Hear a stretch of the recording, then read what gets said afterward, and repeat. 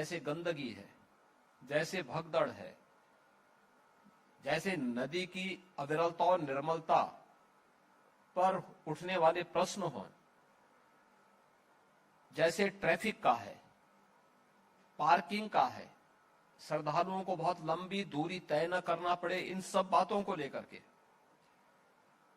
और इन सभी बातों को ध्यान में रख करके मेला क्षेत्र का विस्तार किया गया। प्रयागराज सिटी का एक व्यवस्थित विकास की कार्य योजना को आगे बढ़ाया गया। वहां की रोड्स को, वहां पे रेलवे की कनेक्टिविटी को, वहां पे एयर कनेक्टिविटी को, आप अनुमान करिए हजारों वर्ष पहले मर्यादा पुरुषोत्तम प्रभु श्री राम पुष्पक विमान से लंका पर विजय प्राप्त करने के उपरांत प्रयागराज में महर्षि भारद्वाज का दर्शन करने के लिए उतरे थे और उन हजारों वर्षों में एक सिविल टर्मिनल यह देश प्रयागराज को नहीं दे पाया।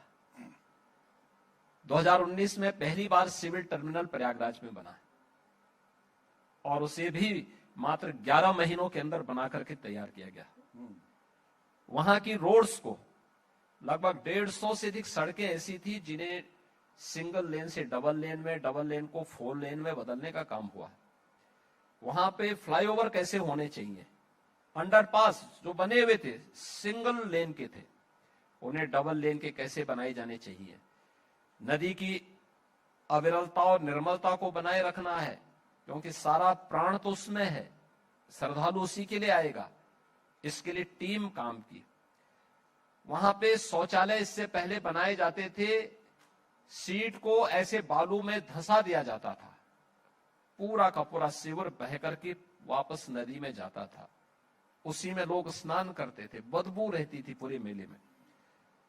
आपने 19 में भी देखा होगा, अब 25 में भी आप देख रहे होंगे, कहीं गंदगी नहीं, जीरो लिक्विड डिस्चार्ज है, नदी अविरल भी है, निर्मल भी है, मेले को विस्तार दिया गया है। इस वर्ष भी हम लोगों ने 14 फ्लाईओवर और अंडरपास बनाए हैं, एयरपोर्ट का सिविल टर्मिनल का विस्तार किया है, कनेक्टिविटी को बेहतर किया है, 200 से अधिक मार्गों को 2 लेन से 4 लेन किया गया है, हर ओर की कनेक्टिविटी को 4 लेन में बदलने का कार्य किया है और मेले को 4000 हेक्टेयर यानी 10,000 एकड़ के विस्तृत क्षेत्रफल में देने के साथ ही 5,000 एकड़ का अतिरिक्त पार्किंग की व्यवस्था भी वहां